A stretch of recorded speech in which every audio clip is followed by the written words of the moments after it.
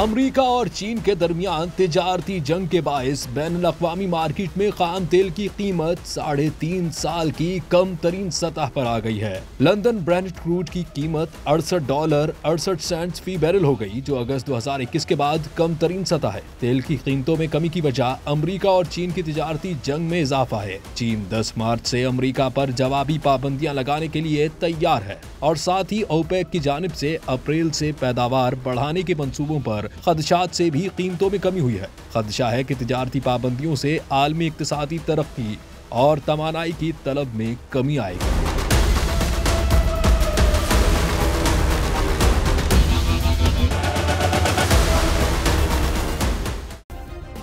Subscribe करें और bell दबाएं ताकि कोई खबर रह न जाए।